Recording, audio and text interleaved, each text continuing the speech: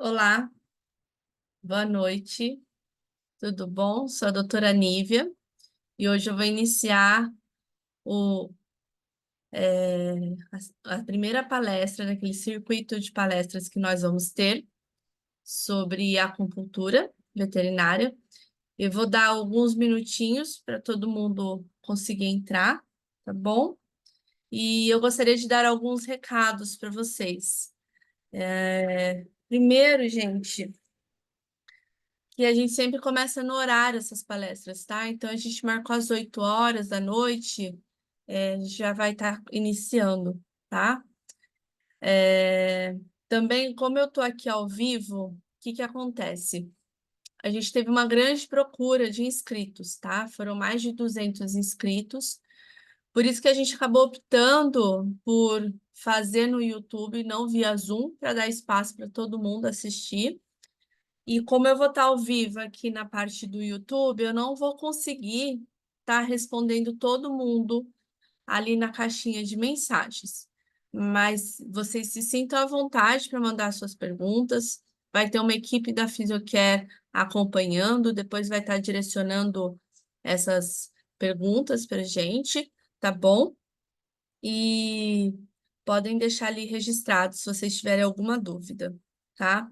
Então, como eu não vou conseguir estar acompanhando a dúvida de vocês, eu vou fazer a sequência da palestra e depois a gente vai, num outro momento, a gente entra respondendo ali no chat para vocês mesmos, tá bom?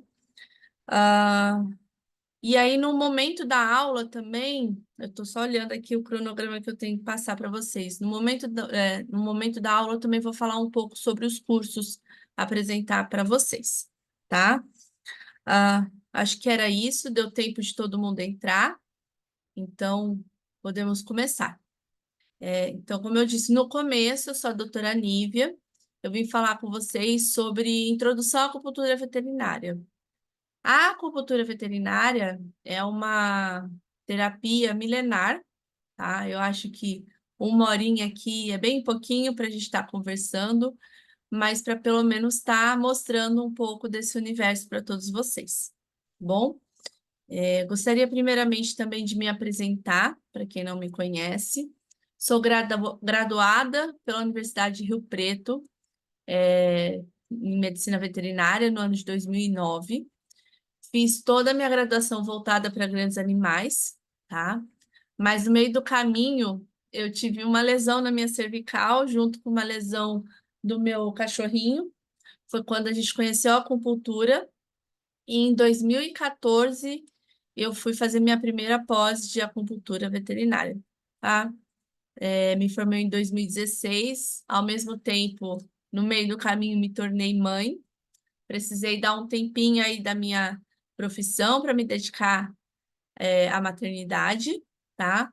Mas quando eu decidi voltar, eu percebia bastante, a necessidade de ter um complemento para essa acupuntura, tá bom? E aí foi quando eu fui pesquisar alguns cursos, me deparei com a Physiocare Pet cursos na época, né? E iniciei um curso extensivo. E eu me certifiquei no ano de 2019.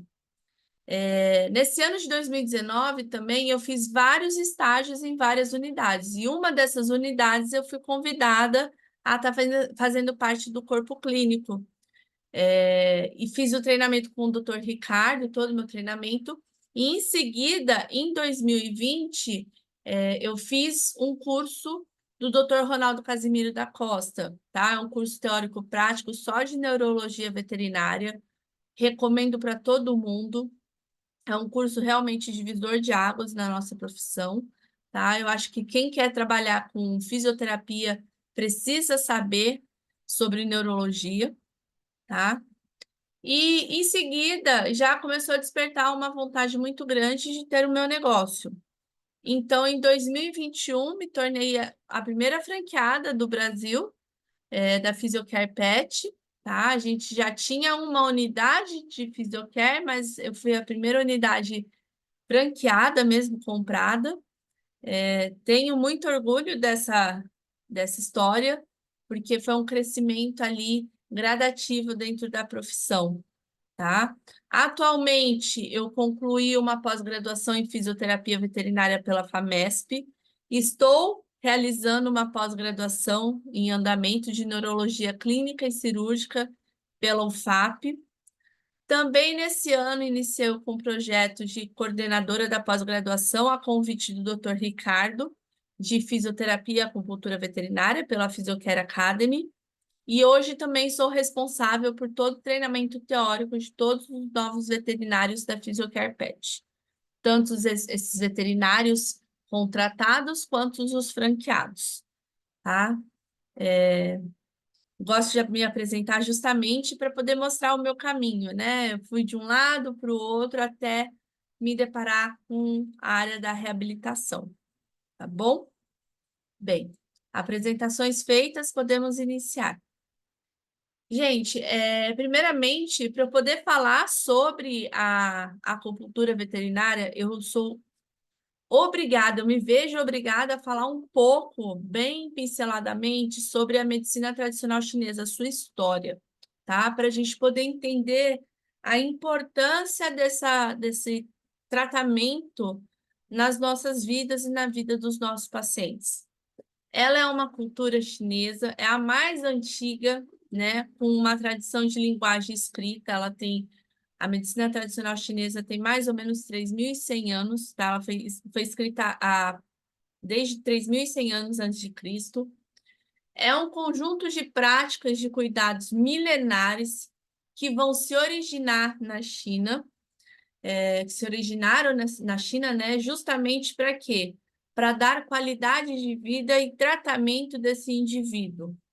Esse modelo de medicina, ele faz correlação entre o corpo, a natureza e sua energia. O que quer dizer? Ele não trata a patologia única exclusivamente. Ela vai fazer uma correlação para realizar um tratamento multimodal, tá? É diferente da medicina ocidental, que é a que a gente tem aqui. A medicina tradicional chinesa, ela trata do indivíduo e não da patologia, tá? Isso, quem começa a fazer acupuntura consegue ter um discernimento muito grande. E eu falo que depois disso, o nosso leque de pensamento sobre prognóstico, diagnóstico e tratamento muda, porque um paciente não é único e exclusivamente um joelho. Esse paciente não é único e exclusivamente um quadril ou uma coluna. Ele tem todo um ser por trás. Então, esse paciente normalmente vai vir para a gente não só com essa patologia, essa alteração em coluna. Às vezes ele vai vir idoso, às vezes ele vai vir cardiopata ou nefropata, né? Ou hepatopata. Então, assim, vai depender muito. E dependendo do que esse indivíduo trouxer para você, o nosso protocolo vai mudar. A nossa abordagem terapêutica vai mudar, tá? E é importante a gente pensar isso para tudo, tá? Esse paciente, a gente nunca vai tratar única e exclusivamente a queixa clínica. A gente precisa tratar ele como um todo. A gente precisa avaliar ele como um todo. Como o próprio doutor Ricardo diz, né? Esse paciente não é porque veio laudado numa radiografia que é displasia coxofemoral que você só vai olhar essa displasia. Você precisa verificar ele, tá? Até nas minhas aulas eu coloco, porque a gente vê ali uma alteração, e aí eu às vezes coloco a temperatura corpórea, e já me perguntaram, nossa, mas você afere a temperatura? Eu afiro, tá? Eu avalio ele como um todo, realmente, eu ausculto, eu afiro a temperatura, eu olho cor de mucosa, porque às vezes é um paciente que precisa de tratamento, mas não é aquilo também que está piorando a qualidade de vida dele. Às vezes esse paciente ele vai vir com uma alteração de coluna, mas ele vai estar com uma anemia severa. E você vai ignorar essa anemia, não vai encaminhar para o profissional adequado para fazer tratamento, você vai falar, não, porque ele está paralisado, o mais importante é voltar a andar. Não, gente, a gente tem que tratar ele como um todo, tá? E isso a medicina tradicional chinesa traz muito para a gente. Ela também tem suas bases no budismo, no taoísmo e no confucionismo. São os três pilares para poder desenvolver aí todas as teorias, tá bom?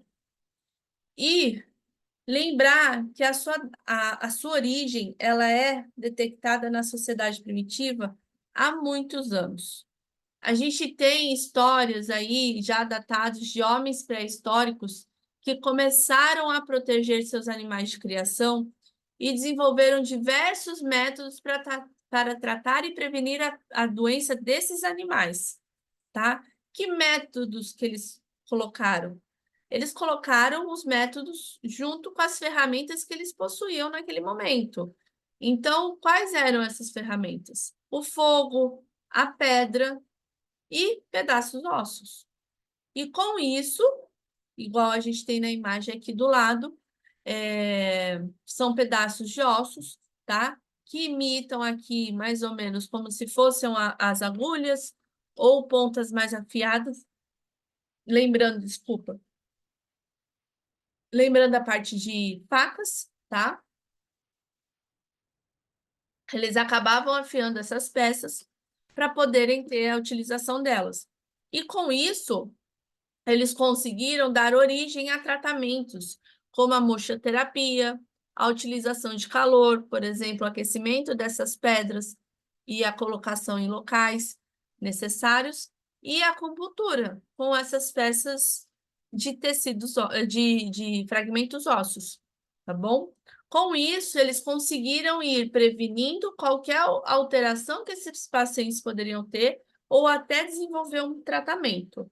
Lógico, de uma forma menos efetiva, mas um tratamento adequado. E aí, sobre a história da medicina tradicional chinesa, nós somos obrigados a falar das dinastias.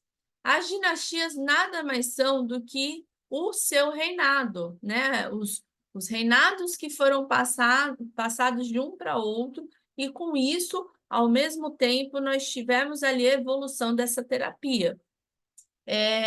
A primeira dinastia que a gente vai falar é a dinastia Shang, que ela vem do século XVI ao século XI a.C. E ali a gente já tinha a existência de agulhas de bronze. Então, antes de Cristo, a gente já não utilizava mais peças oriundas de fragmentos ósseos, tá? Lógico, gente, vale lembrar que eu pus poucos detalhes de cada dinastia. Se você for estudar cada dinastia, em cada parte, você vai ver que tem muito mais detalhes sobre isso. Porém, eu acabei colocando que eu, Nívia, acho legal abordar nessa aula num primeiro momento, tá certo? Já na segunda dinastia Zhou, que compreende o século XI até 476 a.C., houve uma documentação muito ampla sobre o conhecimento da medicina veterinária. Com isso, a gente conseguiu entender como que começaria a tratar esses pacientes, tá? Ainda não existiam muito as escolas, mas tinham documentos falando sobre essas terapias. Nessa mesma dinastia, a gente surge um livro muito conceituado na área da acupuntura, que é o livro. Ai, gente, desculpa, trabalhei hoje o dia inteiro. Desculpa, eu já sentei para dar aula. A gente teve um livro vasto aí, que é um dos maiores clássicos da medicina tradicional chinesa, que chama O Clássico do Imperador Amarelo. Esse livro, ele se trata como se fosse uma conversação entre o imperador daquela época com seu conselheiro. E ali ele questionava muito em relação sobre como que a terapia poderia ocorrer, por que que aquela patologia ocorria daquela forma, por que alguém adoecia e o outro não. Esse livro se dá mais como uma conversação. E com isso, a gente conseguiu compreender um pouco mais sobre essa terapia, tá? Ele ainda existe, a gente consegue comprar, porém, se eu não me engano, esse da capa azul aqui, o clássico da medicina do imperador amarelo, ele está em falta, tá? Então, quem consegue achar aí na internet, aproveita a oportunidade para ter, tá bom? Depois dessa dinastia, a gente tem o período dos Estados Guerreiros, que compreende o ano de 475 a 221 a.C. Ali começou a se surgir surgir veterinários especialistas em equinos, tá? Por quê? Porque era exatamente a época de guerra. Então, esses cavalos acompanhavam os soldados e esses cavalos, eles tinham alguma lesão mediante o fator de guerra. E eles precisavam ser tratados. Com isso, começou a surgir os profissionais especializados nesses equinos, tá? Nós também tivemos aqui o surgimento do taoísmo, do budismo e do confucionismo, que são os pilares da medicina tradicional chinesa, tá bom? E com isso, a gente consegue desenvolver a base para estudo dessas terapias, que eu vou falar um pouquinho mais à frente. Depois, nós temos a dinastia Qin, que vai de 221 a 209 a.C., tá certo? Logo depois, nós temos a dinastia Han, que vai de 206 a.C. a 22 depois de Cristo. E nessa dinastia, a gente tem a publicação do livro de fitoterapia de Shen Nong, e a prescrição veterinária de medicamentos orais escritos em tábua de bambu. Então, essas medicações eram prescritas para poderem ser compradas. Tem o livro também sobre o tratado de doenças induzidas pelo frio e outras doenças. 9 tipos de agulhas de ferro, que aí a gente já saía das agulhas do tipo de bronze. E também a gente tem o Tuo, desculpa, que ele inventa um anestésico geral chamado Mafeição, promovendo uma evolução no conhecimento cirúrgico. Então, a gente pega aqui, ó, logo após Cristo, uma evolução dessas terapias. Então, a gente consegue ter a prescrição para esses medicamentos, a gente tem um documento com um tratado sobre doenças que são ocasionadas pela interiorização desse frio nesses pacientes ou por outras doenças, o surgimento de outros tipos de agulhas e o surgimento de um anestésico geral, tá certo? Depois temos a dinastia Jin, que é o período sul-norte, que ele compreende o ano de 265 a 581, tá? A gente tem a dinastia Sui, que vai de 581 a 618 depois de Cristo. Ali a gente tem o surgimento de diversos livros sobre tratamento de equinos na medicina tradicional chinesa, e ela foi se expandindo conforme a ocorrência da publicação desses livros, porque com isso a gente consegue distribuir o conhecimento para para as outras pessoas, tá bom? Já na dinastia Tang, que compreende 618 a 907 depois de Cristo, foi estabelecido o sistema de estudo veterinário. E no ano de 707, já existia 600 veterinários formados, com 4 professores e mais 100 alunos na instituição. Então, a gente vê que já houve uma evolução muito maior aqui, tá? Depois, na dinastia Song, que compreende 960 a 1279 depois de Cristo, a dinastia Yuan, que vai de 1206 a 1368, e até chegar à dinastia Ming, que é onde a gente tem o surgimento, né, a publicação do compêndio Bencao Ganwan, que ele vai descrever 1892 ervas medicinais e mais de 11 mil fórmulas chinesas de medicações para uso dos pacientes. Esse livro, esse compêndio, ele não ficou só conhecido na China. Ele acabou sendo conhecido fora da China também, no ano de mais ou menos 1596, e contribuiu bastante para o surgimento da medicina tradicional chinesa fora da China. Então, ali a gente começa a ter uma distribuição para todo mundo dessa terapia, tá bom? Na dinastia Qing, há o período de guerra pós-ópio.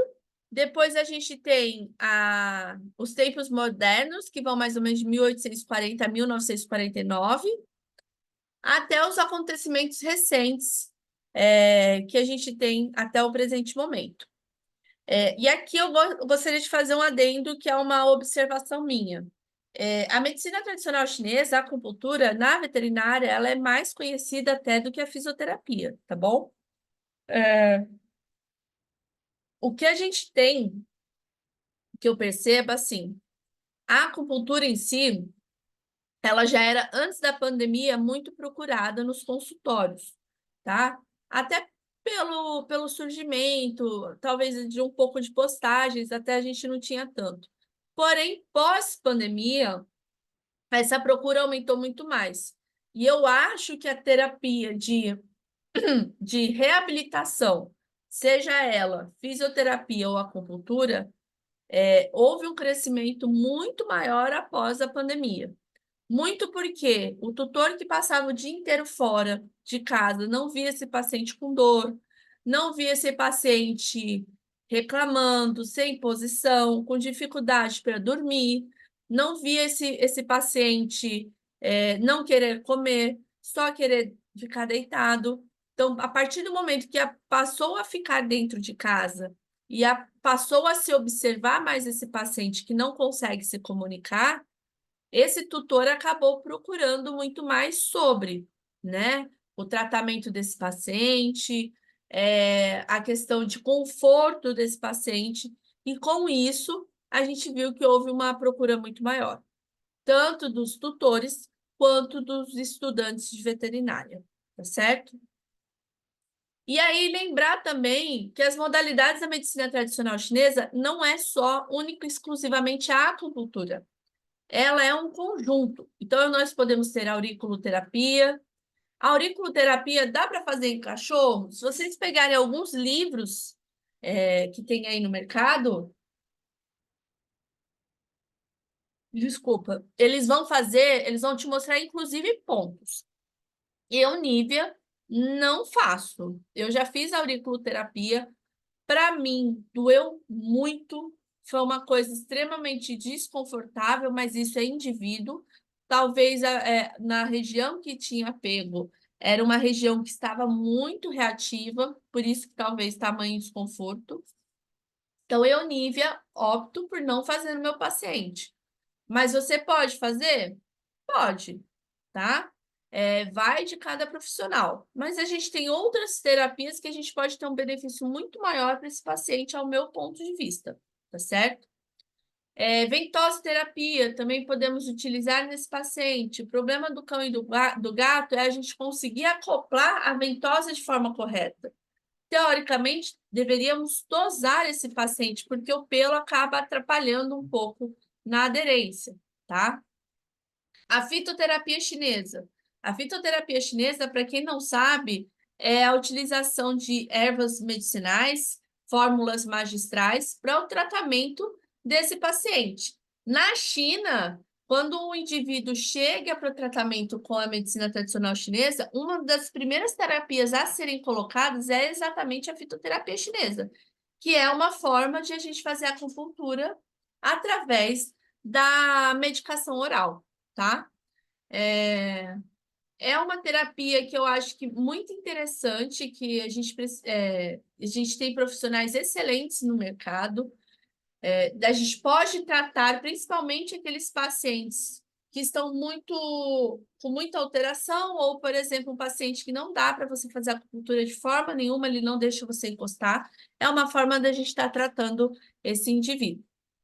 A dietoterapia, que nada mais é a parte de avaliação, desenvolvimento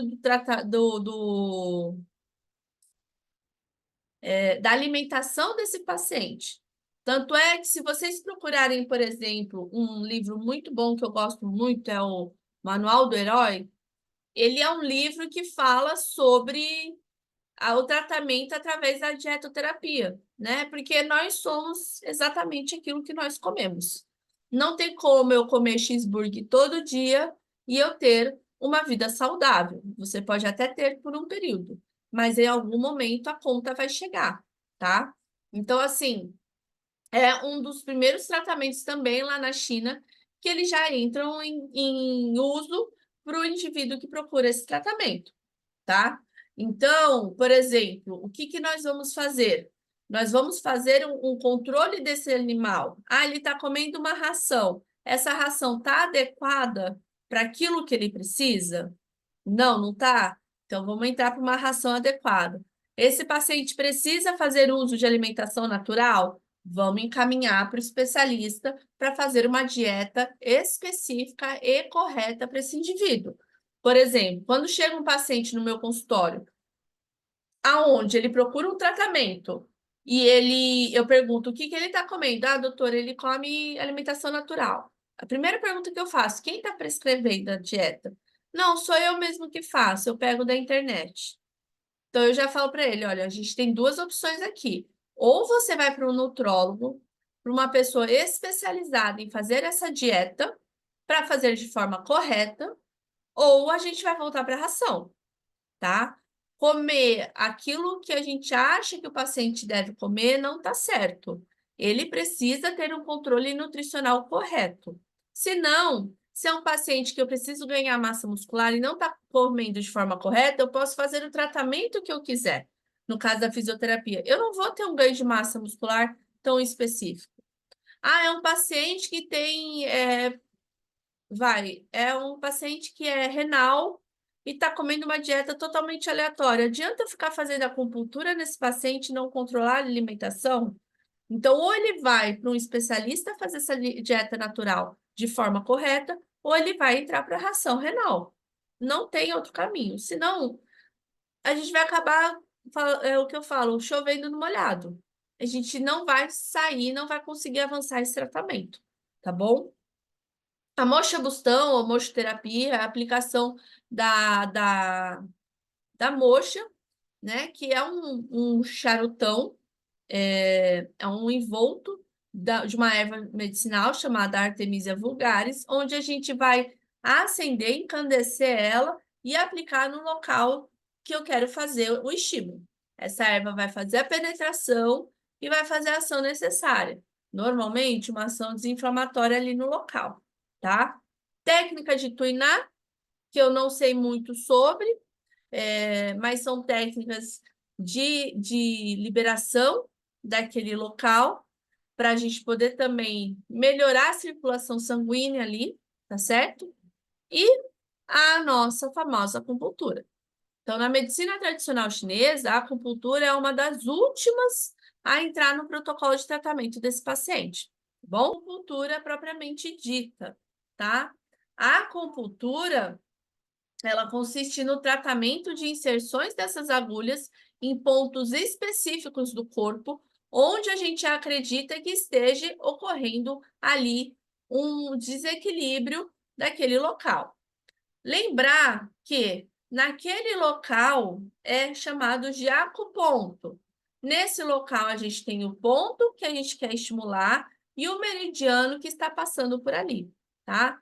Não é só uma técnica de agulhar, só colocar agulha, eu vou colocar em qualquer lugar que está funcionando. Não, gente, a gente tem pontos específicos, tá? Vou pôr em ponto errado. Tem problema? Depende. Mal, teoricamente, não vai fazer, dependendo do local que você pôr, tá? Mas vai fazer, teoricamente, no meu ponto de vista, mal, porque você não vai ter efeito nenhum da terapia. E aí, pode acontecer desse tutor a desacreditar na terapia, tá? A acupuntura, a gente tem uma questão de trabalhar com padrão de deficiência ou excesso, tá? Vou explicar um pouquinho mais para frente, mas só para deixar mais ou menos assim.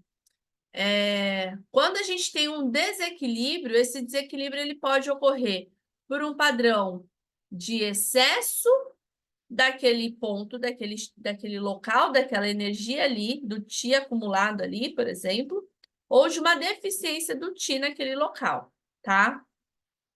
A gente também tem o conceito do Yin Yang, a teoria dos 5 elementos, e depois eu vou falar sobre os meridianos para vocês. Vamos iniciar com a teoria do Yin Yang, para a gente poder ir dividindo devagar e vocês conseguirem ter uma noção de como que é complexo o tratamento da acupuntura. Não é só ir lá e agulhar. Eu acho que aqui tá com desarmonia, eu vou agulhar aqui. Não, a gente tem todo um porquê da gente estar estimulando aquele ponto, tá certo? A teoria Yang é uma teoria que demonstra que tudo é composto por dois aspectos totalmente diferentes um do outro. Porém, esses aspectos, mesmo diferentes, eles vão se complementar. E nessa teoria, nós temos 5 princípios básicos.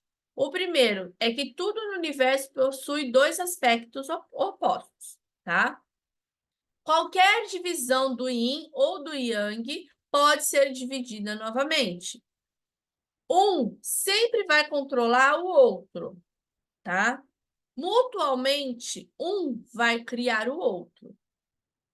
E, teoricamente, dependendo de certas circunstâncias, um pode se transformar no outro.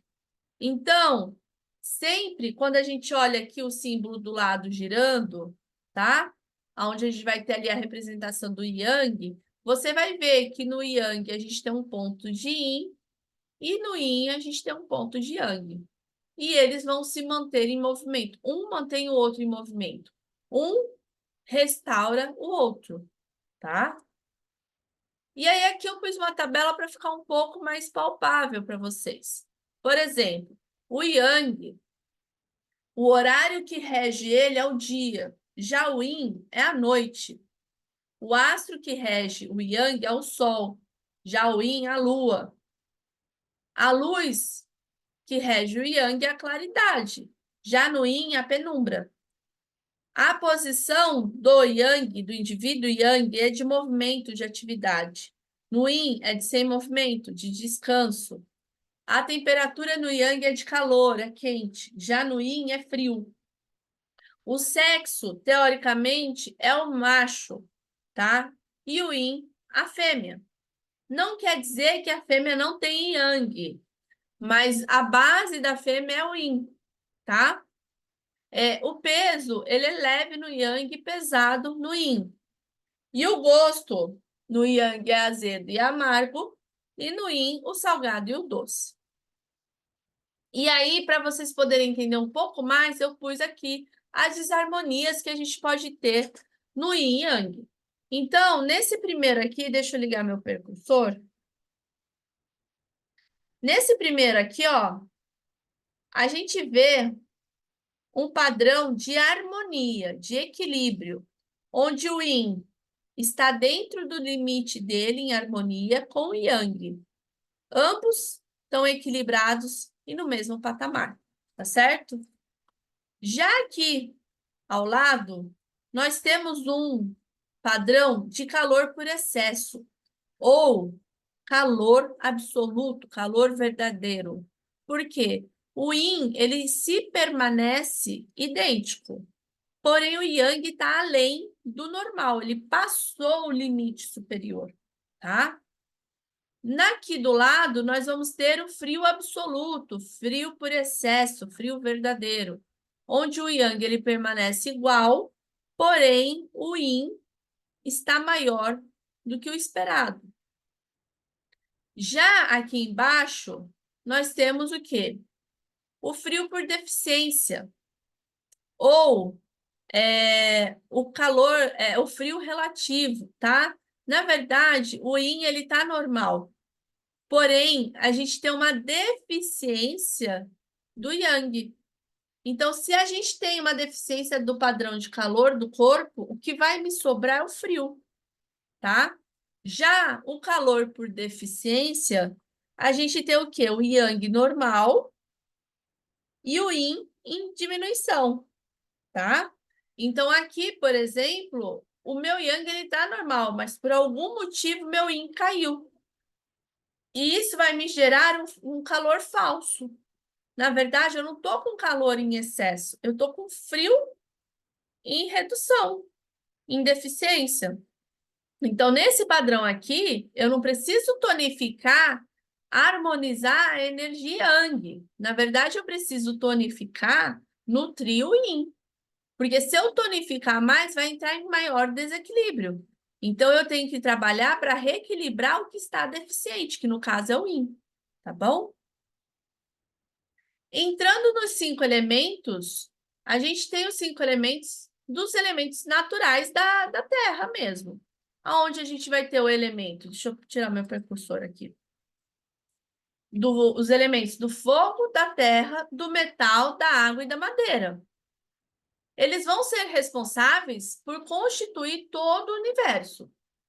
E eles também podem descrever a natureza dos órgãos Zhang-Fu, que é uma teoria dos órgãos respectivos, tá? Onde a gente vai ter a separação dos órgãos sólidos para os óculos.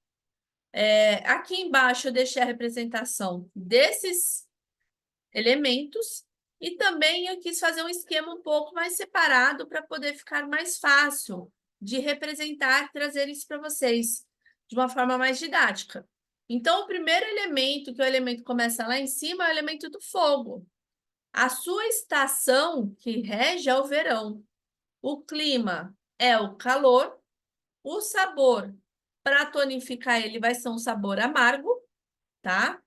Lembrando que na medicina tradicional chinesa, nem todo sabor que ele coloca é porque precisa realmente, por exemplo, de um amargor, tá? Ele precisa ter um toque amargo para tonificar aquele elemento, tá? Eu vou fazer uma correlação mais à frente para ficar um pouquinho mais fácil de vocês entenderem. O som é a risada, a emoção é de felicidade e susto. O órgão Zhang, tá? É o coração e o pericárdio. E os órgãos Fu é o intestino delgado e o triplo aquecedor. O odor corpóreo, quando ele está em desarmonia, é um cheiro de queimado. A parte da língua que demonstra que rege esse elemento é a ponta da língua. E o sentido é a nossa fala. Já no elemento terra, a gente tem, que é o segundo elemento ali, a gente tem a estação do ano, o fim do verão, o clima é úmido, o sabor de tonificar é o doce, mas lembrando, excesso de doce não vai tonificar, pelo contrário, vai piorar esse elemento, vai trazer mais umidade para ele. O som é o canto, a emoção, quando alterada, é a preocupação. Os órgãos Zhang é o baço e o Fu, o estômago. Lembrando que sempre um vai ser acoplado do outro, um vai ser esposa e marido, ou seja, um vai auxiliar o outro, tá? Então, por exemplo, quando a gente tem uma desarmonia entre estômago, no meridiano de estômago, o ideal é não só trabalhar o meridiano de estômago, mas também a gente fazer algum trabalho ou de harmonização ou de tonificação nesse baço pâncreas, tá? O odor corpóreo em desarmonia vai ser um pouco mais cheiroso. A parte da língua é o centro e o sentido é o gosto. Já no metal, que é o terceiro elemento, a estação do ano é o outono, o clima é o seco e o sabor é o pungente. Por exemplo, vamos dar um exemplo aqui. Um dos alimentos que vai tonificar o pulmão é a canela. porque ela é um pouco mais, eu não vou falar pungente, mas ela é um pouco mais picante, tá? Só que se você comer canela, a canela não tem a picância da pimenta, mas ela vai ter esse efeito sobre o meridiano e o órgão pulmão para tonificar. Não sei se ficou muito mais claro. O som de desarmonia é o choramingo, a emoção é a mágoa e a tristeza, o órgão zangue é o pulmão e o seu acoplado é o intestino grosso, o odor corpóreo é o podre e a parte da língua é do meio à ponta. E o sentido é o cheiro. Já o elemento água, a gente tem a estação que rege o inverno. O clima vai ser frio. O sabor vai ser o salgado, que vai tonificar. O som é o rosnado. A emoção é o medo, o terror. O órgão sangue é o rim, seu acoplado, a bexiga. O odor corpóreo é pútrido. A parte da língua é o fundo e o sentido é a sua audição. Já o elemento madeira, a gente tem a estação do ano, a primavera. O clima é o vento, o sabor é o azedo, o som é do grito, a emoção é a raiva e a irritação, o órgão zangue, o fígado, e o órgão fu, a vesícula biliar, o seu acoplado. O odor corpóreo é o ranço, a parte da língua são os lados e o sentido a visão. Então, por exemplo, falar bem rapidamente, tá? Uma coisa que às vezes a gente pode ver em pacientes, mas aí vão ser várias causas, eu só vou falar mais ou menos adequadamente, assim. Às vezes a gente não entende porque uma patologia de fígado, esse paciente possa ter uma alteração oftalmológica. Isso a medicina ocidental ela não explica. Já a medicina tradicional chinesa, ela pode trazer o porquê e como que a gente vai tratar. Na medicina ocidental, a gente só iria fazer ali, dependendo da patologia, uma aplicação de colírio. Já pela medicina tradicional chinesa, a gente precisa fazer uma harmonização, ou uma tonificação desses elementos, por exemplo, os meridianos de fígado e vesícula biliar, não necessariamente o órgão, para a gente poder auxiliar no tratamento desse paciente, tá? E aí, depois que eu passei sobre os 5 elementos, a gente tem vários ciclos. E 2 ciclos que eu acho importante da gente colocar inicialmente aqui é o ciclo Sheng, tá? Aonde é o ciclo que rege o tratamento da mãe para o filho. Por exemplo, o fogo seria a mãe da terra. O fogo é mãe da terra, consequentemente, a terra é filho do fogo. O que acontece quando o filho precisa, quando o filho está passando fome e e a mãe só tem um pacote de bolacha? A mãe tira dela para dar para o filho, tá? Então, num padrão de desarmonia do elemento terra, é comum o fogo, o ciclo de mãe, tirar dele para nutrir esse seu filho, tá? Agora, quando a gente entra no ciclo Q, a gente tem o quê? O ciclo do vô para neto. Então, aqui ao redor, ó, nessa seta cinza, é o ciclo Sheng, certo? E agora eu estou adicionando o ciclo Q, que é o ciclo vô-neto. O vô ele vem para disciplinar o neto. Mas como isso, Nívia? Aqui a Terra, ela não estava em deficiência. O fogo, o elemento fogo, que é a mãe, tirou tudo dela e jogou para ele, para nutrir esse filho. Esse filho ficou rebelde, tá? Esse filho ficou num padrão de excesso absurdo e a gente está incontrolável. Como que eu vou fazer? Eu vou fazer ele doar aqui para o filho dele? Não. Eu vou o quê? Mexer com o avô dele, tá? Eu vou tonificar esse avô para ele ter força e disciplinar esse neto, tá certo? Então, com isso, eu consigo trabalhar elementos distintos para poder trabalhar o realinhamento e o balanço, o equilíbrio desses elementos. E aí, saindo agora da teoria dos 5 elementos, passando para a parte de meridianos, que eu acredito que alguém aqui, se já quis estudar acupuntura, foi a primeira parte que foi em busca do mapa do meridiano, tá? Lembrar que esse mapa do meridiano, ele passa por todo o corpo, mas não é um único. Nós temos alguns aí. No total, são 12.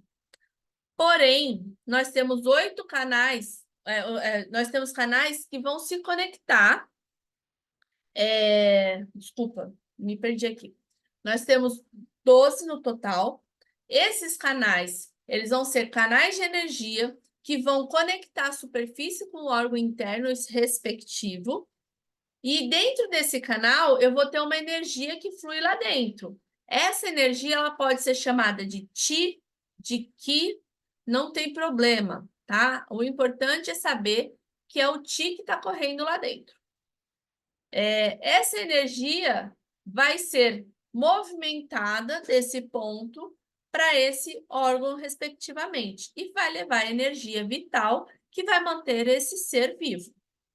No tronco, a gente vai encontrar já 3 meridianozinhos, que vão se iniciar no tórax e vão percorrer por membros torácicos. Esses meridianos são os meridianos de pericárdio, pulmão e coração. Já nos meridianozinhos, encontramos seus acoplados. Ao lado desses meridianozinhos, a gente vai encontrar esses acoplados subindo pelo braço, passando pelo pescoço, face e cabeça. São eles o intestino grosso, triplo aquecedor e o intestino delgado, tá? Aqui eu pus o esquema do intestino grosso. Depois, na cabeça e no rosto, nós vamos encontrar outros meridianos, que são o vesícula biliar, o bexiga e o estômago. Eles vão percorrer toda a cabeça e vão descer pelo corpo para passar do lado externo desses membros posteriores do membro pélvico até os dedos do pé, tá bom? E nesse ponto eles vão encontrar os seus pares yin, que é o fígado, o rim e o baço pâncreas. Também está aqui, um dos esquemas. Esses 3 meridianos vão subir por volta do corpo no lado interno, vai chegar na caixa torácica e novamente vão se encontrar com aqueles primeiros pontos, o pericárdio, o pulmão e o coração. Tá? Então, foi um resuminho muito rápido. Agora, vamos abordar um por vez. O meridiano do pulmão, e vale ressaltar, gente, que todo meridiano, ele é bilateral. Ele não existe só de um lado, tá? Dos primeiros meridianos que eu vou passar para vocês. Eles são bilaterais. Então, é no total de 11 pontos. Vão se iniciar ali na caixa, na região torácica. Vai passar... Deixa eu passar aqui, ó. Começa aqui na caixa torácica. Vai passar por toda a parte aqui da axila. Descer o peitoral, no lado medial do braço. E vai terminar na extremidade do primeiro dedo. Praticamente aqui na região próximo da linha da unha. Certo? O meridiano do intestino grosso vão ser 20 pontos bilaterais. Vai se iniciar, ó, ele desceu, então agora ele vai subir. Vai se iniciar no segundo dedo, vai passar pela face cranial desse membro, passar pelo ombro aqui, ó, pescoço, face, vai terminar aqui no focinho, do lado da narina, certo? Já o meridiano de estômago vão ser 45 pontos no total. Vai começar próximo ao nariz ali, ó. Então, ele terminou aqui o intestino grosso, vai passar para o estômago. Vai passar ao lado do nariz, no meio dos olhos, percorrer a face, tá? Ao redor da mandíbula, vai descer pro abdômen, Aí a gente já tá aqui, ó.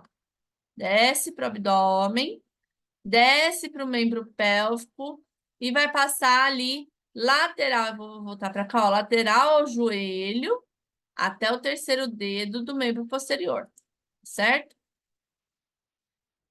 O meridiano do baço pâncreas vai começar ali no dedinho, no dedo, na ponta lateral do primeiro dedo. Ele vai subir a região medial, passar pelo maléolo, vai subir essa região da tíbia, vai chegar até na virilha. Na virilha, ele vai continuar subindo no abdômen até terminar, vai subir, ó, até terminar no sexto espaço intercostal. Já o meridiano do coração, terminei lá na região torácica, voltei para a região torácica. Ele vai ser só 9 pontos. Ele fala que ele começa bem aqui do lado esquerdo do peito, internamente, até ele ascender ali próximo à origem da axila, tá? Que é onde a gente tem o primeiro ponto do coração. Ele vai percorrer toda a face medial desse membro torácico até a ponta do quinto dedo. Depois nós temos o meridiano do intestino delgado.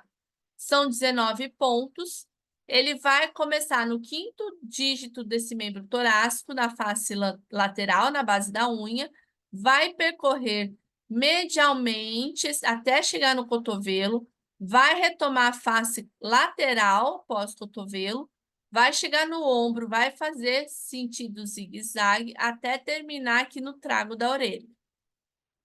O meridiano da bexiga é o maior meridiano que nós temos no corpo, com 67 pontos. Ele vai começar na parte interna aqui do olho, vai passar por detrás aqui, ó, do crânio, vai descer pela nuca, em região paravertebral, até chegar no cóccix. Quando chegar no cóccix, ele vai desaparecer, ele vai interiorizar. Interiorizou, ele vai reaparecer na parte alta da escápula. Aqui, ó. Na parte alta da escápula, tá certo? Aparecendo a parte alta da escápula, ele vai percorrer novamente próximo ao paravertebral, até chegar aqui, ó, na região do cóccix, vai descer a parte do membro pélvico, na face posterior da coxa, tá? Até chegar ali, ó, em região lateral, vai lateralizar, passar por maléolo, até chegar ali no quinto dedo. O meridiano do rim, com 27 pontos, vai nascer na planta do pé, na sola da planta do pé, vai subir a região medial, passar ali pela parte do maléolo, vai subir região lateral medial da coxa, subir da panturrilha da coxa, até chegar aqui na região de virilha, tá?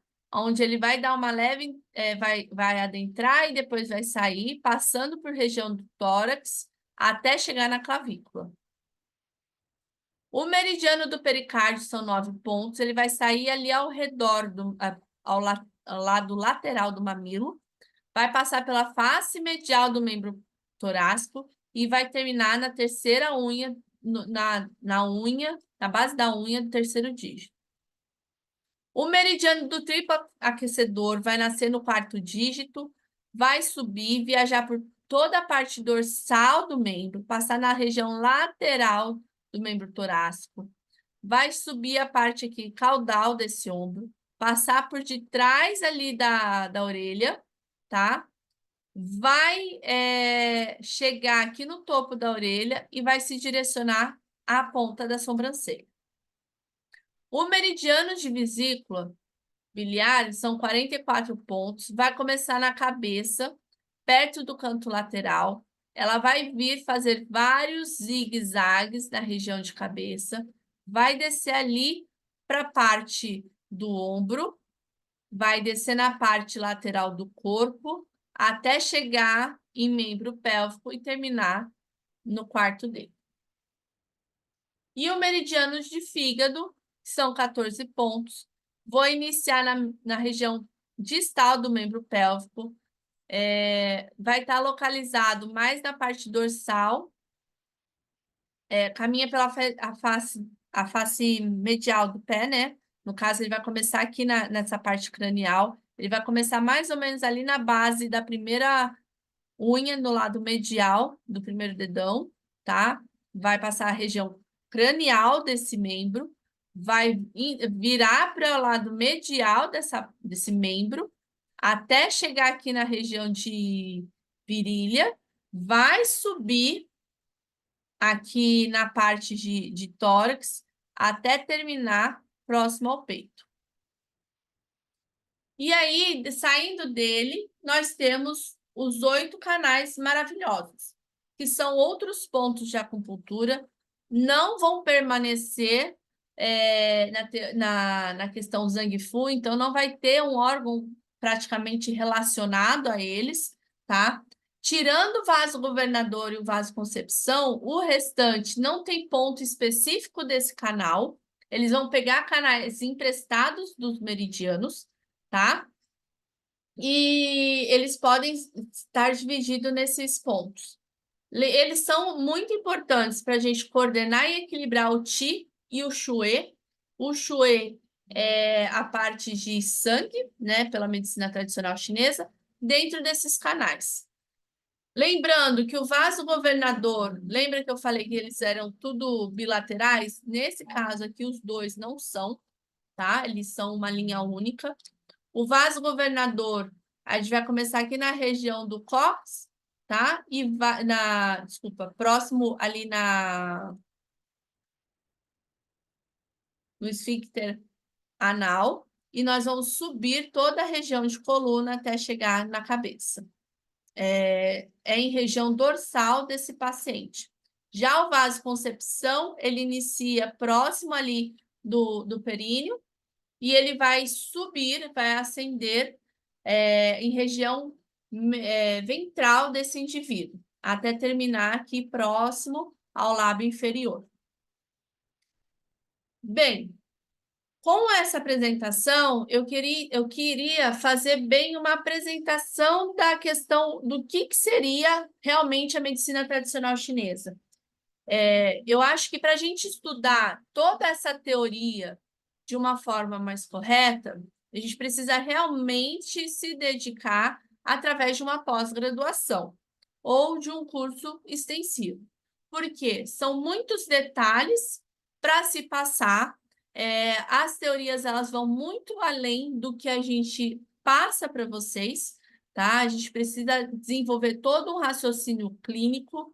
Eu lembro que quando eu iniciei a pós de acupuntura, a primeira coisa que um professor meu falou, tudo que vocês aprenderam até hoje, coloca numa caixinha bem guardadinha e deixa aqui de lado.